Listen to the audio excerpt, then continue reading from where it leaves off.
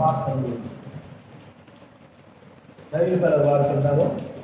గ్రంథవార్థానములని ఉన్నాయి. తర్వాత వాక్యం చూసుకుందా 3వ వాక్యం బైబిల్ ఎత్తి దైవికల వాడుతుందా.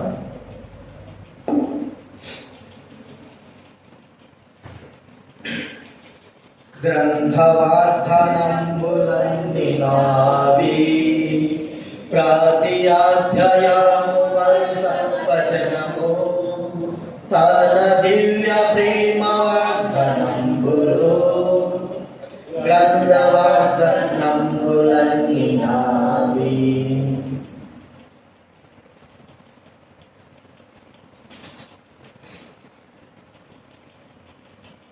ప్రార్థన చేసుకుందా.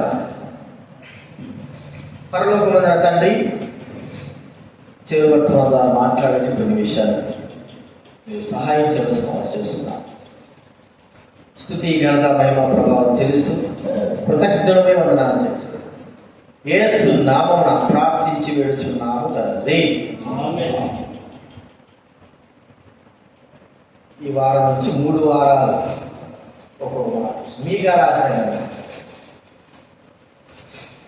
6వ అధ్యాయం ఈ మాట గుర్తుపెట్టుకోండి. క్లాస్ మీసులు కాదు ఏమంటే క్లాస్ మీద చూసుకోవడం. మీగా రాసిన గ్రంథం 6వ అధ్యాయం 8వ వచనము మనం అందరం కాదు చదువుకుందా. మీగా రాసిన గ్రంథం 6వ అధ్యాయం అందరూ చదువుతుందా. బైబిల్ మధ్యలో 766 రోజు బైబిల్ చదివితే ఎక్కడున్న వచనం తెలుస్తారు. లేకపోతే నేను నెంబర్ చెప్తాడో మీరు చూసుకుంటా. 766 6వ అధ్యాయం 8వ వచనం అందరూ చదువుతున్నా. మనుషుడా, ఏది ఉత్తమమో అది నీకు తెలియజేయబడిన న్యాయంగా నడుచుకున్నటయు కనికరము ప్రేమించుటయు దీన మనసు కలిగి నీ దేవుని ప్రవర్తించడు ఇంతే కదా యెహోవా నిన్ను అడుగుతున్నాడు. ఎన్ని ఉన్నాయి ఇక్కడ చెప్పండి. ఎన్ని మాటలు ఉన్నాయి? 3 మాటలు ఉన్నాయి. మొట్టమొదటి న్యాయంగా నడుచుకోవడం, కనికరాన్ని ప్రేమించడం, దీన మనసు కలిగి దేవుని ఎదుట ప్రవర్తించడం. 3 వచనాలు 3 వారాలు. మొట్టమొదటి న్యాయంగా నడుచుకోవడం. న్యాయం మనకు అన్యాయం చేయకపోతే న్యాయమే చేయాలి, అన్యాయమే చేయాలి. అంటే మళ్ళీ మీరు వేరే అనుకోకూడదు. అన్యాయం అనేది లేదు. మరి మీరు కూడా ఆ వ్యాపారం నుంచి అన్యాయం అయింది కాదు. వ్యాపారమే అన్యాయం. వ్యాపార విషయంలో కాదు కానీ అన్యాయం. ఒక వ్యక్తికి అన్యాయం చేయడం అంటే ఆ వ్యక్తికి నష్టపరచడం. అన్యాయంగా ఆ వ్యక్తిని పట్టడం కానీ, అన్యాయంగా దూషించడం కానీ, అన్యాయంగా ఏదో మాట్లాడడం కానీ, అన్యాయంగా ఆ వ్యక్తి యొక్క ఆ డబ్బులు గుంజుకోవడం కానీ, అన్యాయంగా అంటే ఏ తప్పు లేకపోయినా కూడా ఇతరులపై మనము ప్రవర్తించిన విధానమే అన్యాయము. ఇతరులు తప్పు లేకపోతే అది మనకు ఎంతో నష్టం కలగజేస్తారు. మనకు చాలా నష్టాన్ని మనం చూడాల్సి వస్తుంది. న్యాయముగా నడుచుకోవాలి. న్యాయ ప్రవర్తన కలిగిన వారంగా ఉండాలి. ఎందుకంటే మన దేవుడు న్యాయం కలిగిన వాడు. ఇది కష్టమే. న్యాయంగా నడుచుకోవడం అంటే కష్టమే, కానీ న్యాయంగా నడుచుకోవాలి. ఒక్కోసారి నేను కూడా తప్పు చేస్తా ఉంటాం. అందరూ మనుషులు కావాలి. పోతాము హైదరాబాద్ పోయినప్పుడు సిగ్నల్స్ పడతారు. ఉదయం పూట సిగ్నల్ పడతాయి. 7 గంటల సిగ్నల్ ఎవరు సిగ్నల్ పడినప్పుడు మనం ఏం చేయాలా? ఎవరు లేడు. ఎవరు పోలీసులు లేడు, ఎవరు లేడు, యాగం లేదు, ముందు లేదు. సిగ్నల్ పడింది, సిగ్నల్ ఆగమని చెప్పి ఎంతసేపు ఆగుతుంది? ఎవరు లేకపోతే అర్థమైందా? కొన్నిసార్లు మనము చాలా తప్పులు మనకు అనిపిస్తాయి కానీ అప్పుడు కూడా అదే ఎందుకు రావాలా. అయితే న్యాయ ప్రవర్తన కలిగి, సత్య ప్రవర్తన కలిగి మనము జీవించే విధానంలో మనం కలిగిన దాంట్లో న్యాయముగా నడుచుకోగలిగితే మనకు ఎవరు కూడా విరోధులు అనేవారు. దేవుడికి ఇష్టం న్యాయంగా నడుచుకోవాలి. ఇది న్యాయం, ఇది అన్యాయం. అన్యాయానికి ఎప్పుడు పిలిపిస్తే దేవుడికి ఏం చేస్తాడు చెప్పండి? దేవుడు ఒప్పుకోడు. అన్యాయంగా ప్రవర్తించే వ్యక్తి. చదువు చూసుకోండి, రాజు దావీదు విషయమే అన్యాయంగా ఏం లేదాడ. వాళ్ళెవరో అన్నందుకు పాపము, వాళ్ళెవరో దావీదు 1000 మంది, లేదా దావీదు 10,000 మంది, సౌలు 1000 మంది అంటారు. అంతే పొగిడినారు. పొగిడినప్పటి నుంచి కక్ష పెట్టుకున్నాడు, సంపాదన కోరుకుంటున్నాడు, ఇష్టం వచ్చినట్టు చేస్తుంటున్నాడు. ఏదో అన్యాయంగా ఏమి తప్పు లేకపోయినా కూడా ఒకరెవరు అన్యాయం చేస్తున్నారని మనం కూడా అన్యాయం చేయడం కాదు. ఒకరెవరు మరి వ్యతిరేకంగా ఉన్నారు, మనం వ్యతిరేకమని కాదు. వాళ్ళు అన్యాయం చేసినా ఏం చేసినా మనం మాత్రం న్యాయంగానే వాళ్ళందరూ చేశారు కదా. మన మన మన నోట్లోకి వచ్చే అసలైన మాట ఏంటి చెప్పండి?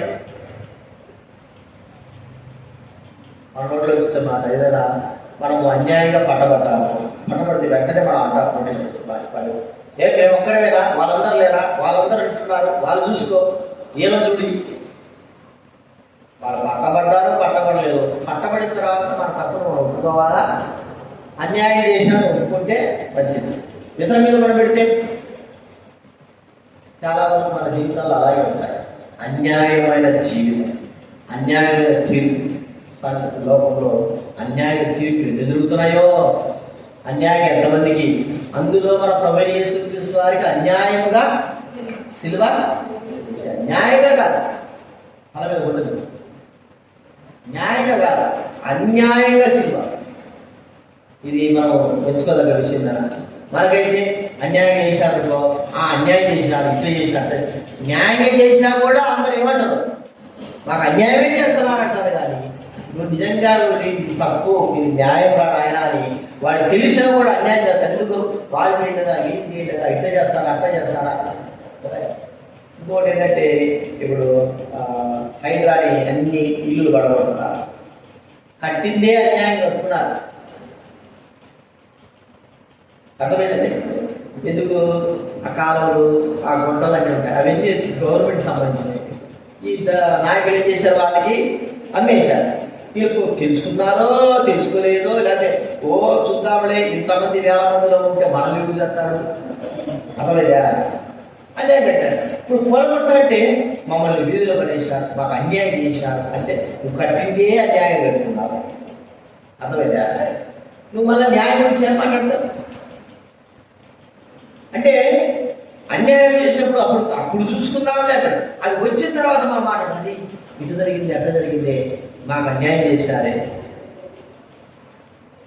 న్యాయంగా మన జీవితాలు మనం కొద్దిగా ఉన్నా సరే, కొద్దిగా మన జీవితంలో మనం ఏం లేకపోయినా న్యాయపరమైన జీవితంలో మనం ఏం కావాలా? లోకంలో చాలా మంది మన వాళ్ళు కూడా అన్యాయంగా ఉన్నారు. లోకంలో చాలా మంది అన్యాయంగా గుళ్ళు కట్టుకోవడం, అన్యాయంగా అయ్యి కట్టడం, మనం కట్టినా కూడా కూలగొట్టడం. కొంతమంది మనలో కూడా ఏం చేస్తారు? అన్యాయంగా కట్టాలి, మనలో తక్కువలో కాదు. దానికి కూడా పరిష్కారం ఉంది. దేనికైనా సరే న్యాయము అనేది మనము గుర్తించాలా, న్యాయబద్ధంగా మనము జీవించాలా.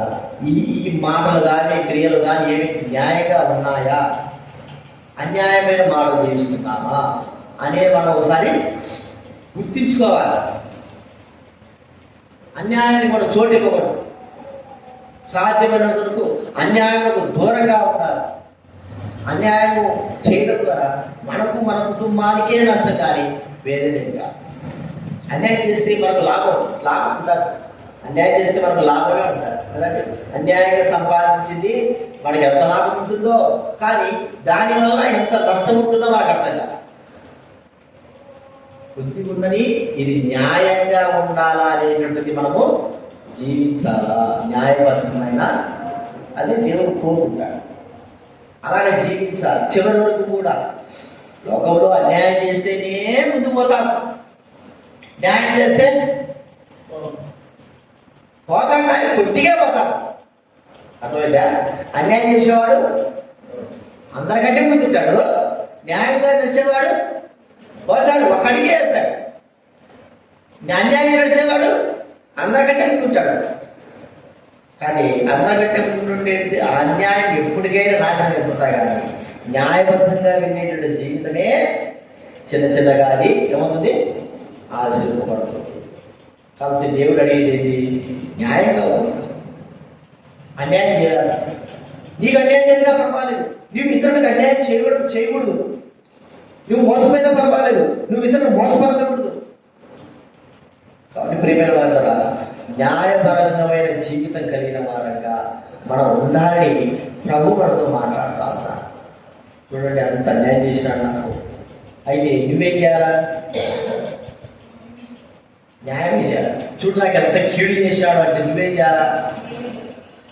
ఏం చేయాలి? తెలుసాడు, నాకు కీడు చేస్తే నేనేం చేస్తా?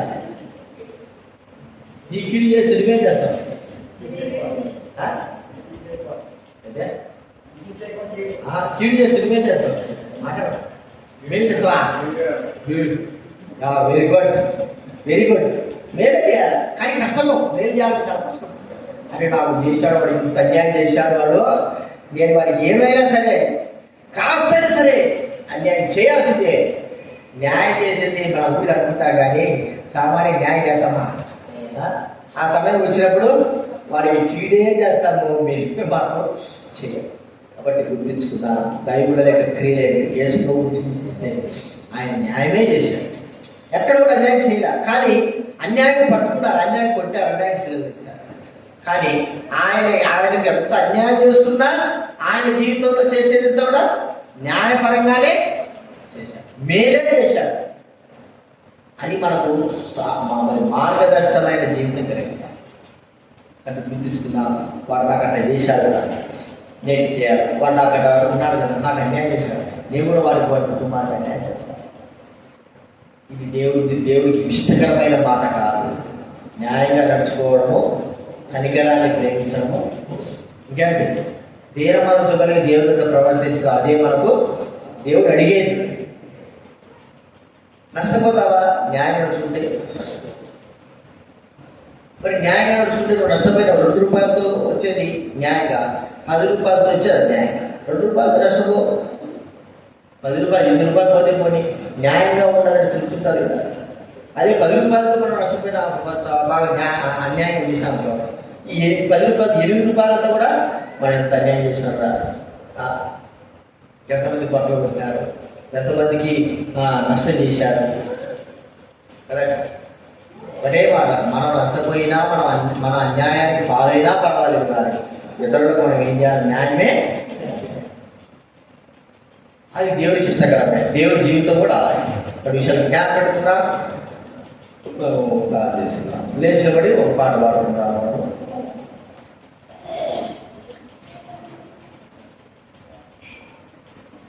లేచినప్పుడు పాట పాడుతున్నా కదా.